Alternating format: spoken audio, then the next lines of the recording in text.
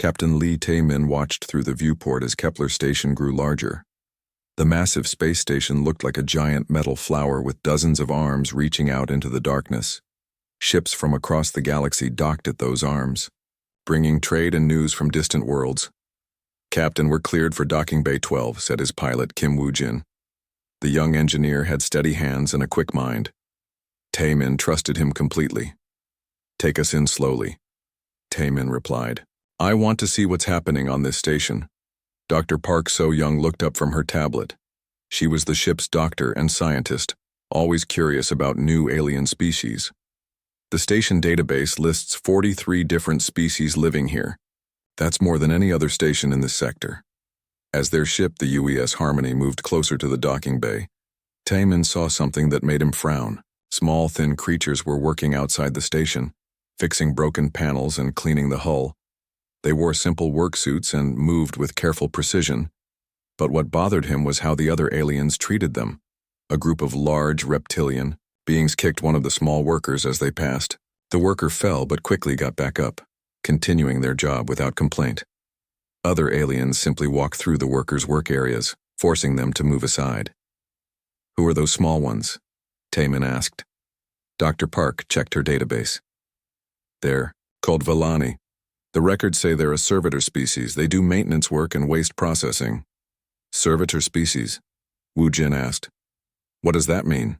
"It means they're considered less important than other species," Dr. Park said quietly. "Like servants who can never leave their jobs." Tae-min didn't like the sound of that.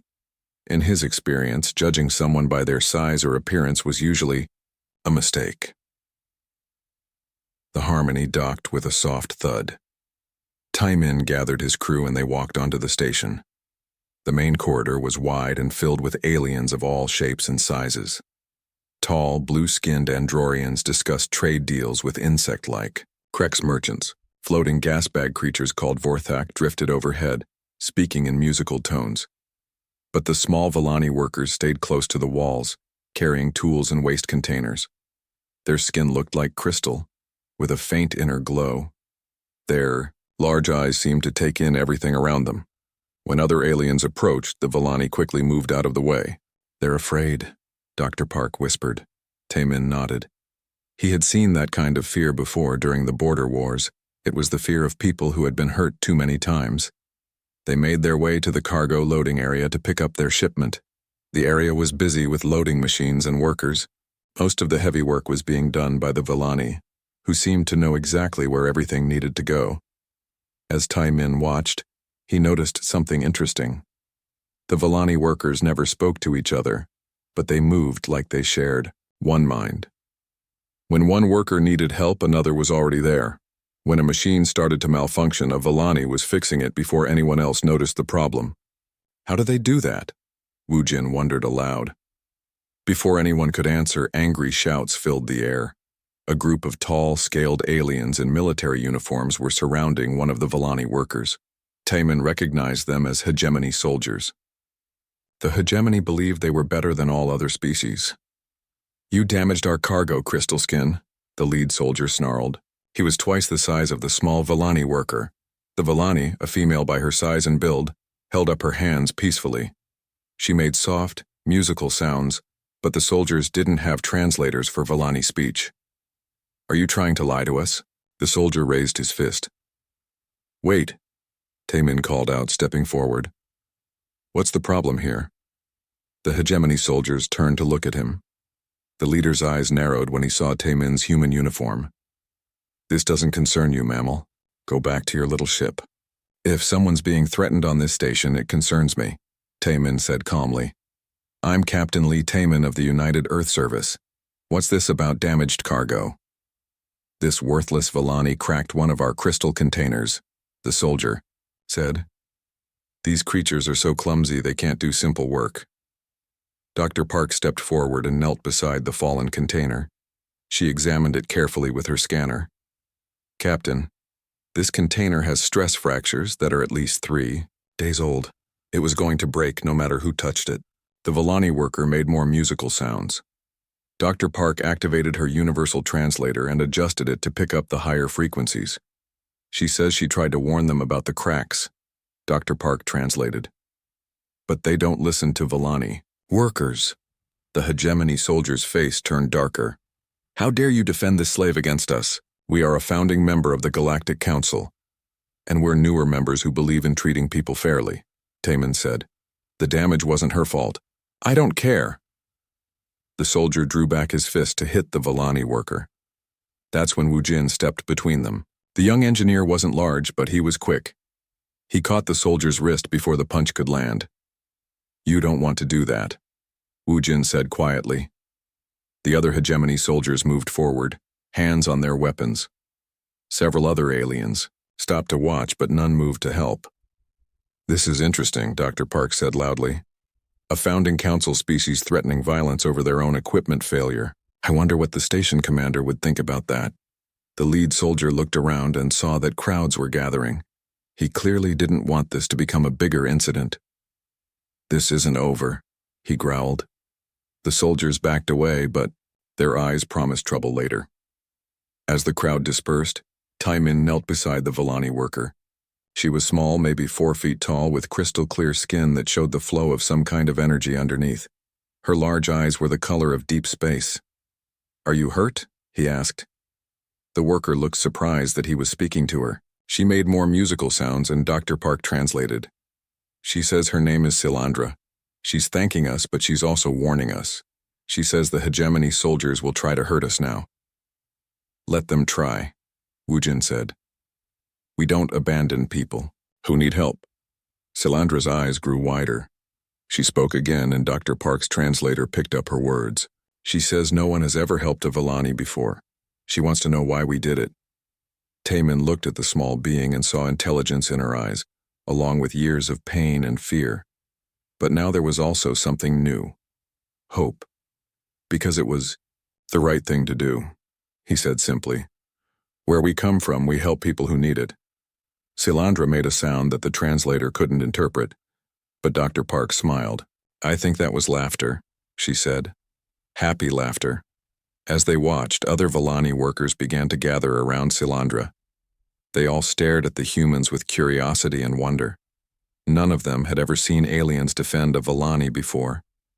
Taemin had a feeling that this simple act of kindness was going to change everything. Dr. Park So-young couldn't sleep. For 3 days, she had been studying the medical scans she took of Silandra, and the results were incredible.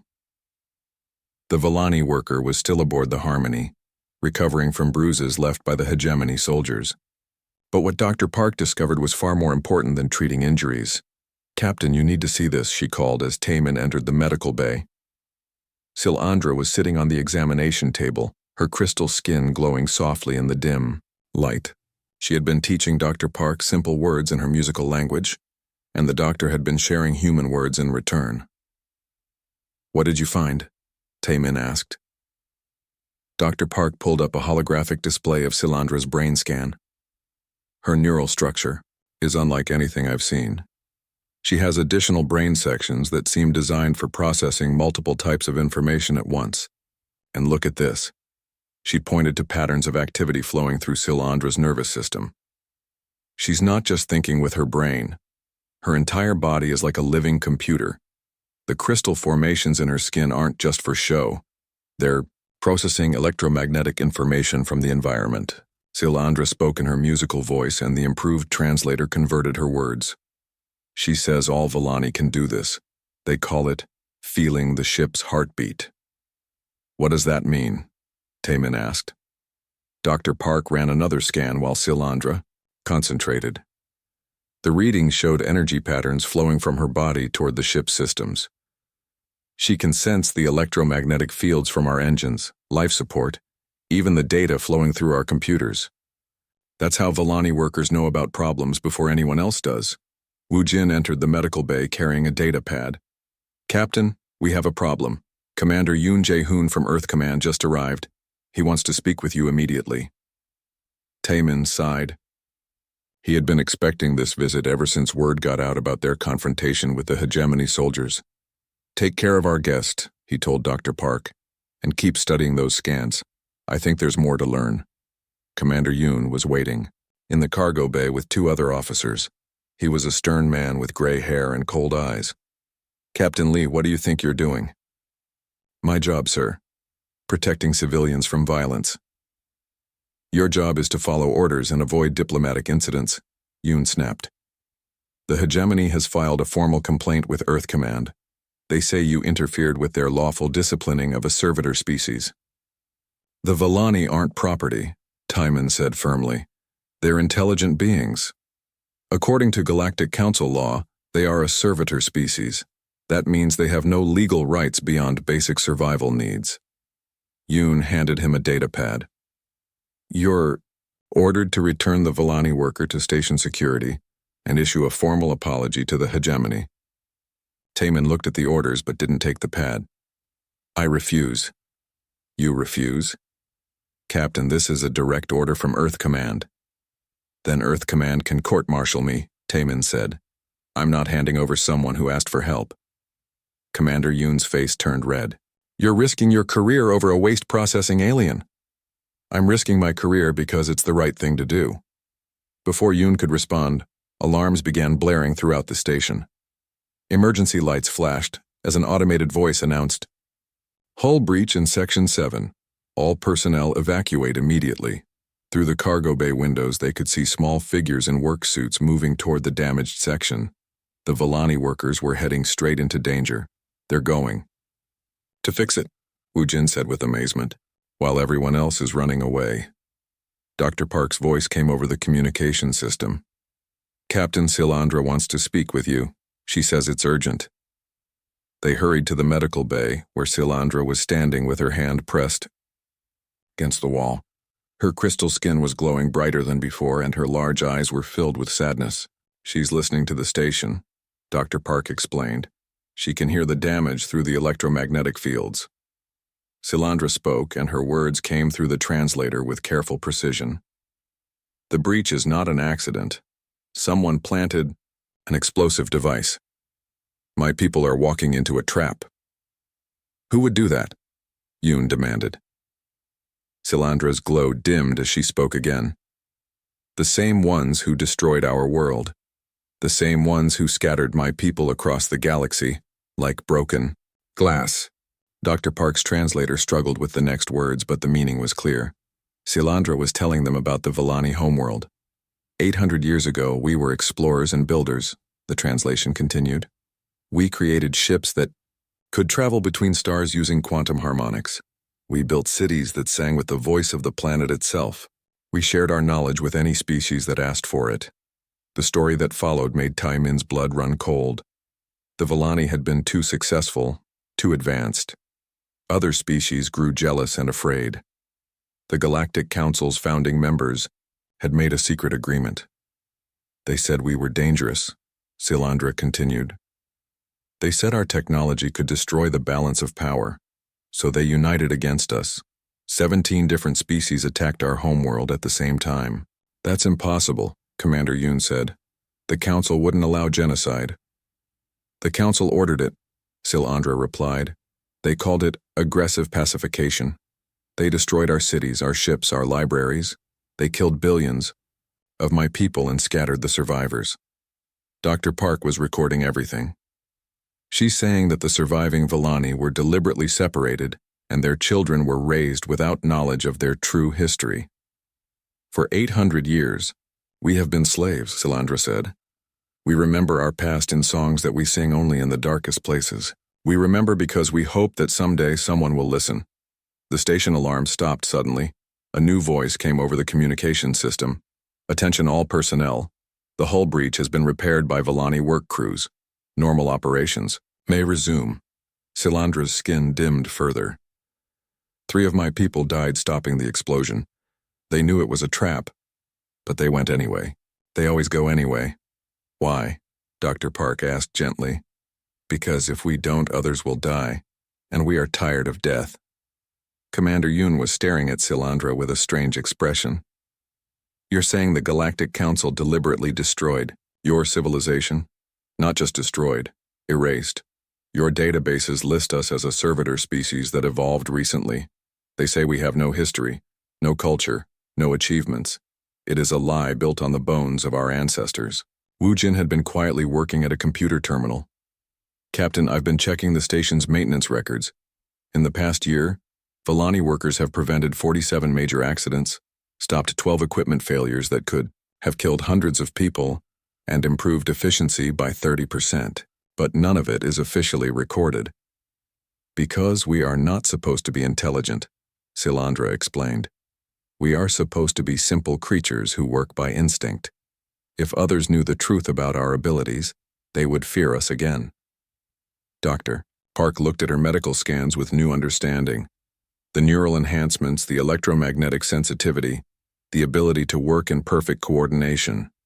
This isn't evolution, this is engineering. Your people modified themselves to be better workers and survivors. We adapted, Silandra agreed, but we also preserved. Hidden in stations and ships across the galaxy, small groups of Vallani keep the old knowledge alive. We wait for the day when we can be free again. Commander Yoon was quiet for a long moment. Finally, he spoke. These are serious accusations, Captain. If they're true, it changes everything. They are true, Silandra said simply. And soon, others will know. The hegemony grows bold because they think no one will stand against them. But you did. You helped me when no one else would. That gives us hope. She turned to Dr. Park. You have studied me and learned our secrets. Will you share this knowledge with your people? Dr. Park looked at Captain Taemin, who nodded. Yes, she said. The truth needs to be told. Then perhaps, Silandra said, her crystal skin beginning to glow again, it is time for the scattered children of Velthara to come home. Commander Yoon put away his data pad. Captain Lee, it seems your refusal to follow orders may have been the right choice after all. Earth Command needs to hear about this immediately. As if summoned by their words, other Vallani workers began appearing at the cargo bay entrance. They stood quietly, their crystal skin glowing in harmony with Silandra's. For the first time in 800 years, the forgotten people had found someone willing to listen to their story. The council chamber on Earth was silent as Admiral Cho Min-seo finished reading Dr. Park's report. President Kim Hai-rin sat at the head of the long table, her face grave. Around the table sat the most important leaders of humanity's space forces and diplomatic corps. 800 years of systematic oppression, the president said quietly. Genocide disguised as law enforcement. An entire civilization reduced to slavery. Admiral Cho set down the data pad. Captain Lee was supposed to deliver routine cargo, not start a galactic crisis. The hegemony is demanding his arrest for interfering with council law. And what do you think we should do? President Kim asked. Ma'am, from a military standpoint, we can't fight the entire Galactic Council. We have 37 ships compared to their thousands. Our colonies are undefended against their weapons. Ambassador Lee Na-young leaned forward. But from a moral standpoint, we can't ignore this. If the Vallani story is true, then the Council's authority is built on lies and murder. If it's true, repeated General Park Dong-wook, we only have the word of one Vallani worker and some medical scans. President Kim touched a control on the table. Actually, we have more than that. Captain Lee, please join us. The chamber doors opened and Captain Taemin entered, followed by Dr. Park and Silandra. The small Vallani's crystal skin glowed softly in the bright chamber lights. Several of the officials had never seen a Vallani before, and they stared with curiosity. Silandra, President Kim said gently, thank you for coming to Earth. We've read Dr. Park's report about your people's history. Can you prove these claims? Silandra spoke in her musical language and Dr. Park translated. She says proof exists, but it's hidden. The surviving Vallani scattered across the galaxy have been secretly preserving records and technology. She knows where to find them. Admiral Cho frowned. Why should we believe this? For all we know, this could be an elaborate trick by our enemies. Dr. Park stepped forward. Admiral, I've spent 2 weeks studying Vallani physiology and capabilities. What I've learned proves they're far more advanced than anyone realizes. Their technology could revolutionize everything from space travel to medical treatment. Show them, Silandra said through the translator. Dr. Park activated a holographic projector. Silandra, Would you please demonstrate your abilities? The small Villani placed her hand on the chamber's main computer terminal. Immediately, her crystal skin began to glow brighter.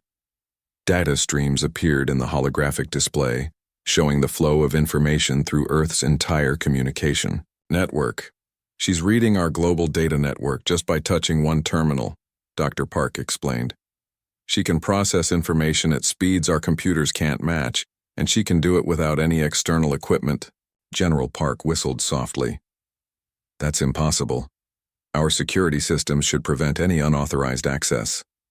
Silandra spoke again. She says Villani technology doesn't break into your systems. It speaks to them directly, using electromagnetic harmonics. It's like singing to the machines in their own language. President Kim leaned back in her chair. What else can your people do? Through Dr. Park, Silandra explained that hidden Villani communities had been working together across the galaxy for centuries. They communicated through quantum resonance, patterns that no other species could detect. They had developed materials stronger than anything the Council used, energy sources that left no pollution, and medical techniques that could heal injuries in minutes instead of days. But most importantly, Silandra continued, we have kept detailed records of everything. We know which Council species participated in our genocide. We know how they divided our technology among themselves. We know about other species they have oppressed or destroyed. Ambassador Lena Young sat forward. Other species? The Council calls them extinct civilizations or natural disasters, Dr. Park translated. But the Villani remember. At least 12 advanced species have been eliminated over the past 1,000 years, always for the same reason. They became too successful, too independent. The chamber fell silent as the implications sank in. Finally, President Kim spoke. If this is true, then the Galactic Council isn't a peaceful alliance. It's a protection racket that eliminates competition. And we're next, General Park said grimly. Human technology and expansion have been making some Council species nervous. I've seen the reports. Admiral Cho looked troubled. Ma'am, even if everything she says is true, what can we do? We're one small species against a galactic empire. Silandra spoke urgently, and Dr. Park's translation carried new hope. She says we're not alone. The Villani have been in contact with other oppressed species. The Conti, the Morgan, the Yithik, and dozens of others. They're all waiting for someone strong enough to stand up to the Council. What exactly are you proposing? President Kim asked. Give us sanctuary, Dr. Park translated. Let the Villani reunite under human protection. In return, we will share our true technology with you. Together we can build something the Council has never faced before. A real alliance based on equality instead of fear. The debate that followed lasted for hours. Some officials argued that humanity couldn't risk war with the Council. Others pointed out that humanity had always fought against oppression, whether on Earth or in space. Finally, President Kim called for silence. I've made my decision. Ambassador Lee, prepare a formal statement for the Galactic Council. As of today, the Villani people are under the protection of the United Earth government. We're granting them full refugee status and sponsoring their application for independent council membership. Admiral Cho looked shocked. Ma'am, that's essentially a declaration of war. No, President Kim said firmly. It's a declaration of principle. We believe in freedom and justice for all intelligent species. If the Council wants to fight us over that, then we'll show them what humans do when we fight for what's right. 3 days later, the UES Harmony was joined by 5 other human ships as they departed Earth. Their mission was to contact hidden Villani communities across 12 star systems and bring them together for the first time in 800 years. Lieutenant Commander Park Dong-wook led the diplomatic team, while Captain Taemin commanded the small fleet. Dr. Park and Silandra worked together to decode the quantum communication signals that would guide them to the scattered Villani settlements. The first system they visited was a mining colony where 43 Villani worked in the deepest, most dangerous tunnels. When Silandra sang the ancient songs of Velthara, the workers stopped their machines and stared in wonder. Many had never heard the old language spoken aloud. At the second system, they found Vani serving as waste recyclers on a massive orbital factory. When the human ships arrived and announced their purpose, the alien overseers tried to prevent contact. But the Vani workers simply walked away from their posts, their electromagnetic abilities shutting down the factory systems as they left. By the fourth system, word was spreading faster than the human ships could travel. Vani communities were already preparing to leave their posts. Some faced violent resistance from their alien overseers, but help arrived in unexpected forms. Other oppressed species began to stand up for the Vani, inspired by humanity's example. On the sixth system, they made their most important discovery. Hidden in an asteroid field was a Vani ship unlike anything in the galaxy. It was grown, rather than built, its crystal hull alive with flowing energy patterns. Inside, they found Elder Velthis, the oldest surviving Vani.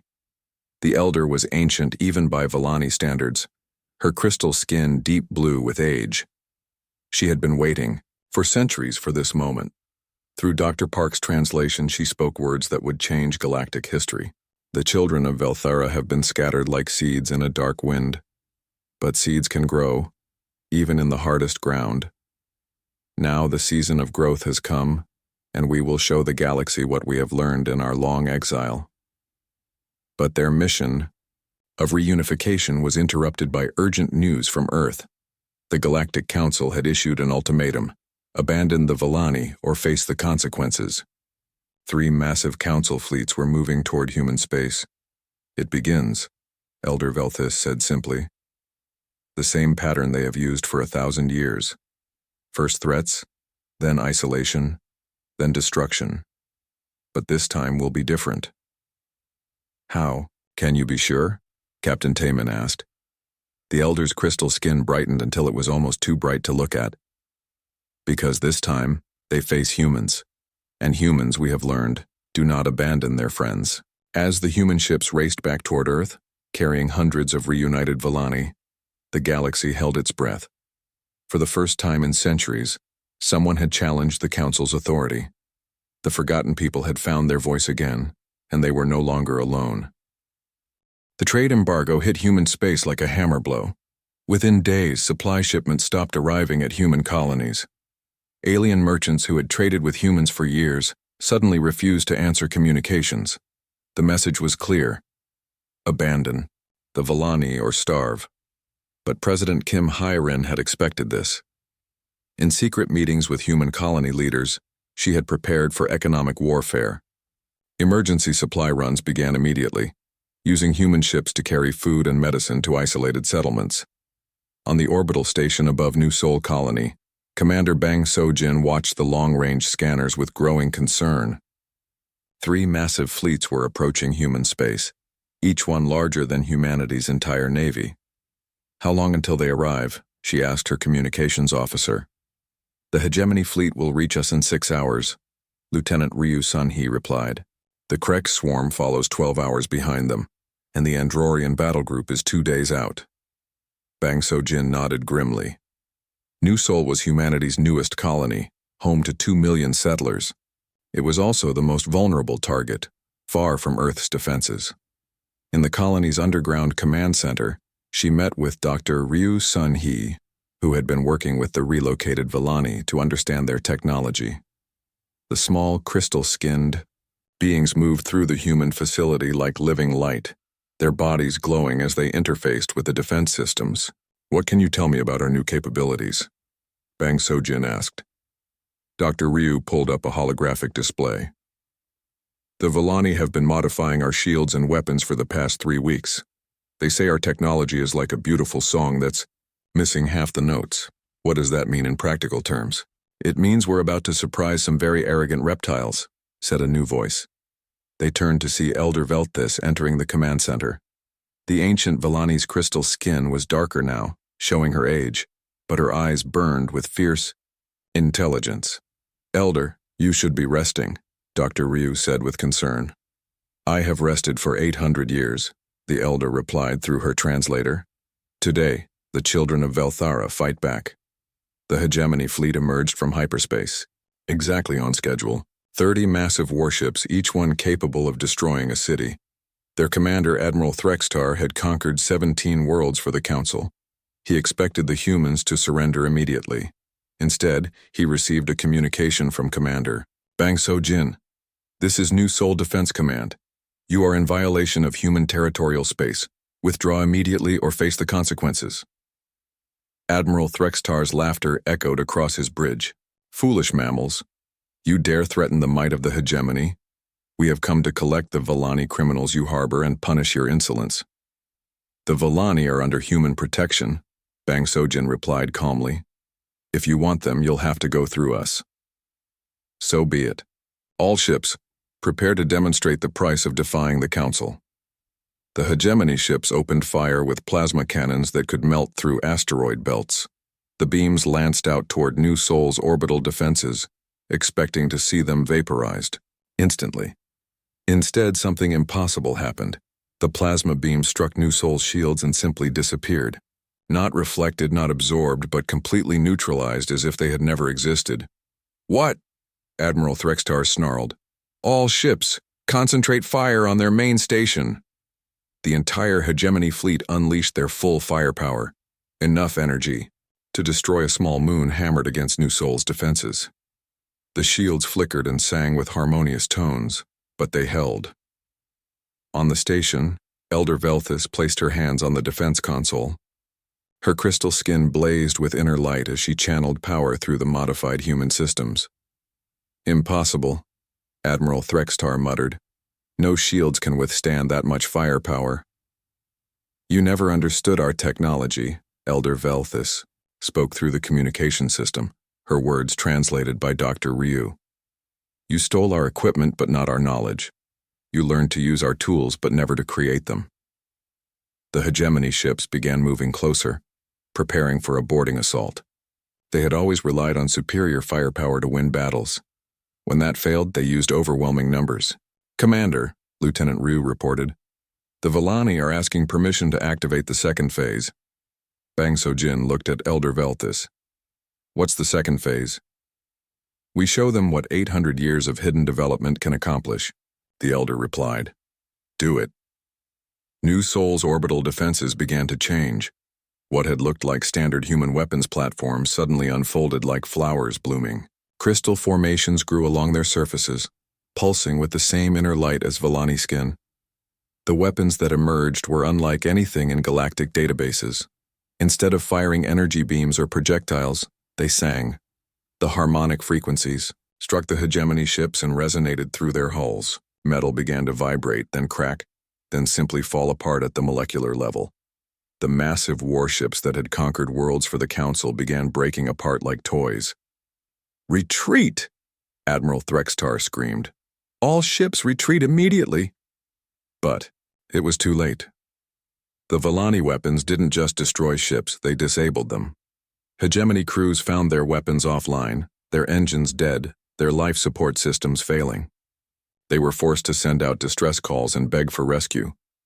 In 6 hours, the most feared fleet in the galaxy had been reduced to floating scrap metal. The news spread across the galaxy faster than light. The mighty hegemony, defeated by humans, and their Vallani allies. It was impossible, but every species with long-range sensors had recorded the battle. On distant worlds, other oppressed species began to whisper among themselves. If humans could stand up to the Council and win, perhaps others could too. Captain Song Ji-woo received the first secret message while patrolling the Outer Rim. It came from a Conti research station, where the insect-like scientists had been forced to develop weapons for the Council instead of pursuing their beloved studies of quantum physics. We have been watching your alliance with the Vallani, the message said. We wish to discuss mutual cooperation against shared oppressors. Similar messages began arriving from across the galaxy. The aquatic Morgan philosophers, whose homeworld had been strip-mined by council corporations. The gaseous Yithek, whose young were being harvested for their rare biochemicals. The crystalline Zenth, whose music had been banned because it interfered with council propaganda broadcasts. Dr. Ryu worked frantically to establish communication with these new potential allies. Each species had unique abilities that could complement human determination and Vallani technology. But the council wasn't finished. The Krek swarm arrived as scheduled, their 1,000 small ships designed to overwhelm defenses through sheer numbers. They found New Sol's defenses had been upgraded again. This time the Vallani didn't fight alone. Conti scientists had provided new shield harmonics. Morgan engineers had improved the weapon targeting systems. Human tactical expertise coordinated everything into a defense that moved like a living organism. The Krek swarm lasted exactly 47 minutes. When the Androrian battle group arrived 2 days later, they found wreckage from 2 fleets floating around a human colony that should have been defenseless. The proud blue-skinned Androrians, who considered themselves the galaxy's finest strategists, took one look at the tactical situation and decided that discretion was the better part of valor. They left without firing a shot. In the aftermath of the battles, something unprecedented happened. Species that had been enemies for centuries began working together. The Conti shared their scientific knowledge. The Morgan provided their philosophical wisdom about unity and cooperation. The Yethek offered their unique understanding of energy manipulation. Elder Velthais stood on New Sol's observation deck, watching ships from a dozen different species arriving to join the growing alliance. Her crystal skin glowed with satisfaction. "This is what we dreamed of during our long exile," she told Dr. Ryu. "Not revenge, but renewal. A galaxy where strength comes from cooperation instead of domination." But even as they celebrated their victories, intelligence reports were arriving from across the galaxy. The Council was mobilizing their full military might. Every founding species was contributing ships and weapons to a massive fleet. The real war was just beginning. "Let them come," Elder Velthis said when she heard the news. "For 800 years they ruled through fear. Now they will learn what happens when fear faces hope." As she spoke, her words were transmitted across the growing network of allied species. On 1,000 worlds, the oppressed looked up at the stars and saw something they hadn't seen in centuries: a chance for freedom. The forgotten people were forgotten no more. The Grand Assembly Hall on Nexus Prime had never seen anything like it. For the first time in galactic history, representatives from over 60 species sat together as equals. The massive chamber, designed to show the power of the Galactic Council's founding members, now buzzed with languages that had been silenced for centuries. President Kim Hai-Rin walked beside Elder Velthis toward the speaker's platform. Behind them came Ambassador An Jae-kyung, carrying evidence that would shake the foundations of galactic civilization. The crystal-skinned Vallani elder moved slowly but with dignity, her ancient eyes taking in the hall where her people had once been condemned to slavery. The remaining council members sat in their elevated positions, trying to maintain their authority even as their empire crumbled around them. The hegemony Primarch, his scales dulled with stress, glared down at the human delegation. The Krex Queen clicked her mandibles nervously. Only 3 of the original 9 founding species still supported the old council structure. "This assembly is illegal," the Primarch declared. "These criminals have no right to address the council." "Actually, they do," said a new voice. The hall fell silent as Secretary General Lorthandak of the Tethian Union took the podium. The tall, graceful aliens had been neutral for centuries, never taking sides in galactic politics. Their decision to support the human-led alliance had shocked everyone. According to Article 47 of the original Council Charter, Lorthandak continued, "Any species may petition for membership and present evidence of wrongdoing by current members. The humans have invoked this right. The humans are harboring criminals," the Primarch snarled. "The Vallani are a servitor species with no legal standing." President Kim stepped forward. "That's the first lie we're here to expose." She activated a holographic projector that filled the chamber with images from the Vallani archives, ships that moved like living creatures through space, cities that sang with harmonic energy, libraries containing knowledge that surpassed anything the current galaxy possessed. 800 years ago, the Vallani were the most advanced civilization in known space, President Kim announced. They shared their knowledge freely with anyone who asked. They explored the galaxy in peace, More images appeared, showing the coordinated attack that destroyed the Vani homeworld. Ship logs from 17 different species, all attacking simultaneously. Communications between council leaders planning the aggressive pacification of a species whose only crime was being too successful. The Galactic Council didn't just commit genocide, President Kim continued. They rewrote history to hide their crime. Intelligence Officer Lim Yu-jin took the platform next. The young woman had spent months infiltrating council databases, using Vani technology to access records that were supposed to be permanently sealed. We have evidence of at least 12 other species that were destroyed by similar coordinated attacks, she announced. Each time the survivors were scattered and forced into servitude. Each time their technology was divided among the council members. Each time history was rewritten to make it seem like a natural disaster or evolution. The evidence was overwhelming. Recorded conversations between council leaders, technical specifications for weapons built from stolen Vani technology, financial records showing how the genocide had been funded by species who wanted to eliminate competition. But the most damning evidence came from Elder Velthis herself. Too near. Ancient Vani stepped up to the platform, her crystal skin glowing with inner light. When she spoke, her words were translated into every language in the galaxy. I am Velthis, last daughter of the world you destroyed. I have lived for 800 years with the memory of my people's screams as your ships burned our cities. I have watched my children work as slaves in the darkness, forbidden to speak their own names. Her voice grew stronger as she continued, but we endured. We remembered, we preserved, and most importantly, we forgave. Because that is who we are. We do not seek revenge, we seek justice.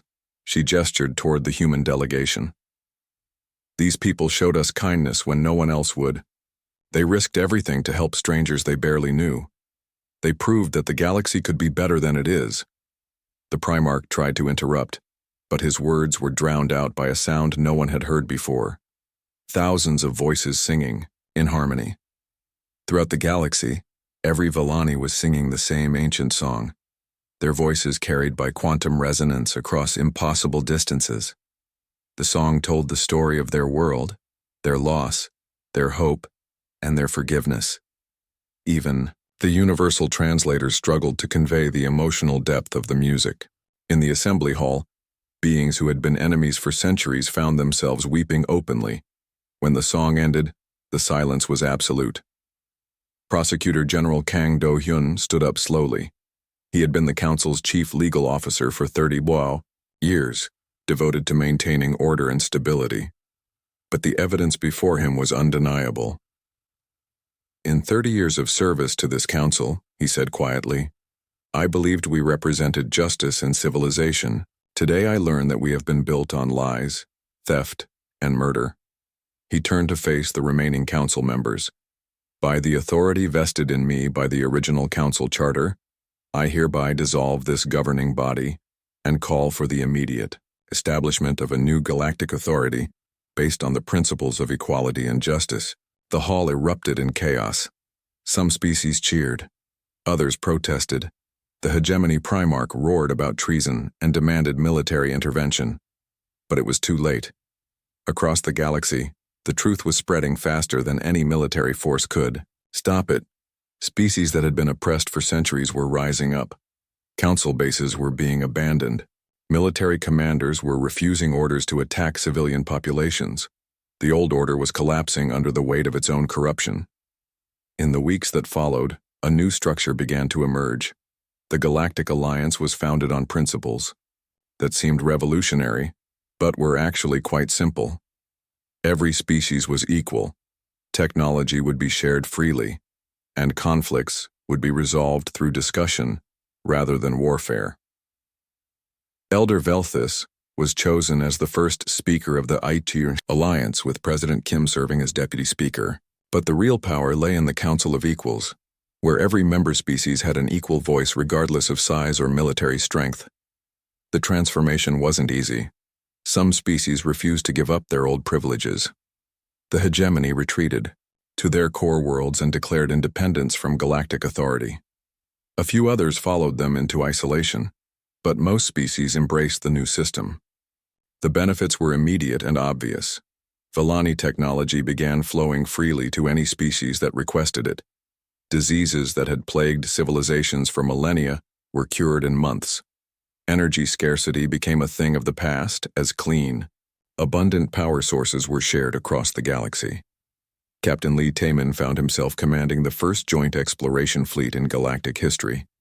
His ship, the redesigned UES Harmony, carried crew members from 15 different species. They worked together with an efficiency that amazed everyone, including themselves.